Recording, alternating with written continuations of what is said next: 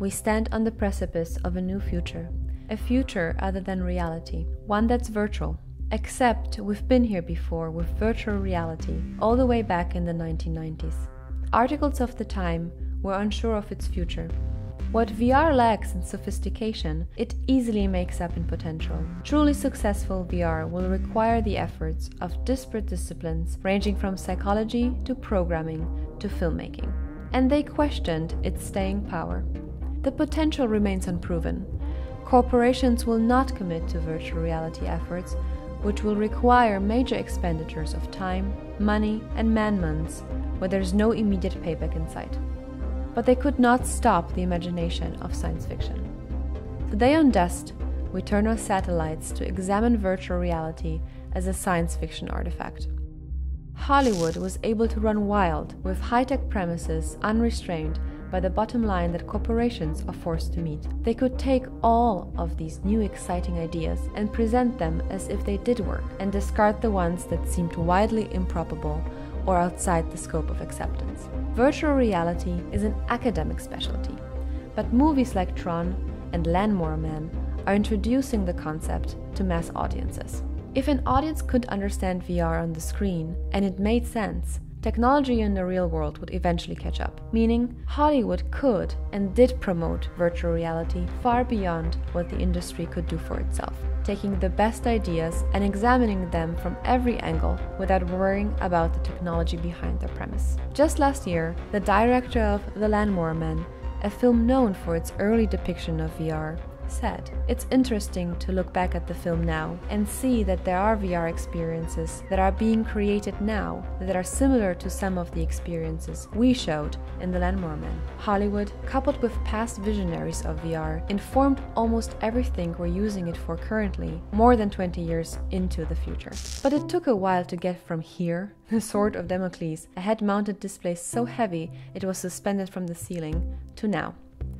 The term virtual reality, as we've come to know it today, was popularized by Jaron Lanier, founder of VPL, Visual Programming Lab, who were the first to sell VR goggles. Their starting price without computer, $10,000. For obvious reasons, it was not aimed at the average consumer. But the promise of VR was everywhere, if only for a brief moment. This is very fresh. It's a whole new technology, and they call it virtual reality. The dreamers of science fiction pontificated on what this fascinating technology might offer, as it seemed just around the corner. In fact, the late film critic Roger Ebert wrote in 1992, "Virtual reality is still more theory than practice, but for a movie critic, it holds out fascinating possibilities." What is a movie, after all, but a crude form of VR in which we see and hear what the filmmaker desires? But even though console makers like Sega had invested heavily into the technology, going so far as to premiere a headset at 1993's Consumer Electronics Show,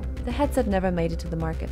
Coupled with the fact that most consumer uses of VR were relegated to giant pods that cost a 1990s arm and leg to use, VR quietly excused itself from public life. But it would remain a staple of popular culture, especially in science fiction, where the dreamers and creators could run free, unrestrained by the physical demands of technology. So, where did they run to? They ran to films like The Lawnmower Man. While the CGI in Lawnmower Man isn't up to contemporary standard, the ideas it portrays are as relevant as ever. The VR props in Lawnmower Man? They were real VR hardware, cutting edge at the time and straight from VPL. There's a core idea in The Lawnmower Man about using virtual reality for medical reasons, predominantly for therapy.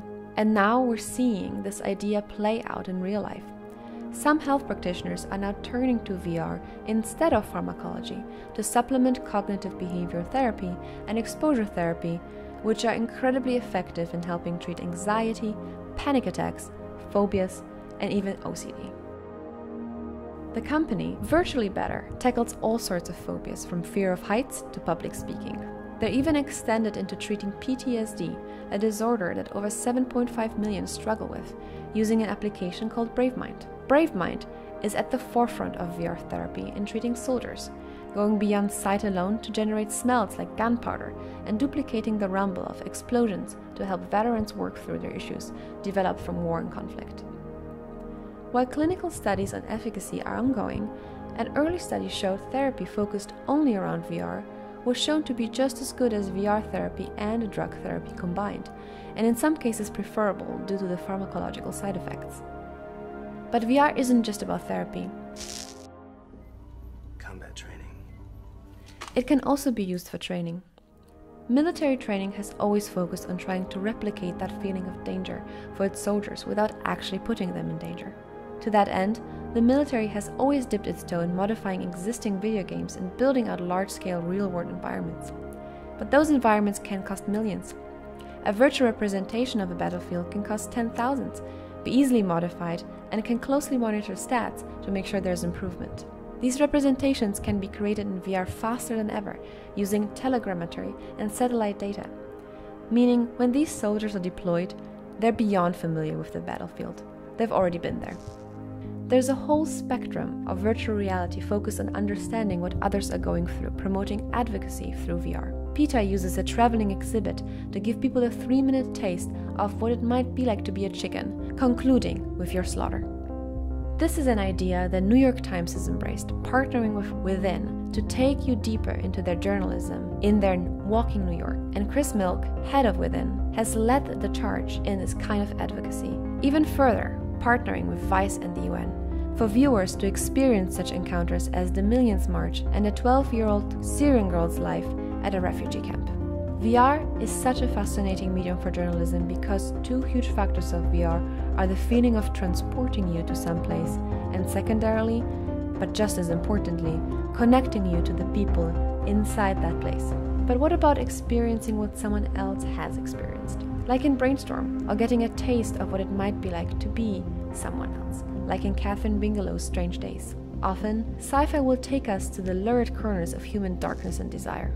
In the real world, the machine to be another is trying to do something similar, but with a far less salacious result. Using VR, combined with object interaction and movement synchronization, they're able to trick the brain and simulate the perception of being inside another's body. The hope being, this will allow for greater human understanding of gender dysphoria and implicit bias, and helping others understand, or at least emphasize, what it might be like to be someone of a different gender or a different race. Some of these real-world applications stand in stark contrast to the current wave of cynicism around technology and social media, and in grim focus on the way it divides us. Therapy, training, empathy, all of these uses are focused on making us better people. They're all uses that have been brought to us by Hollywood, but only our humanity has brought the goodness in it. Good that will come out of this far outweighs the bad.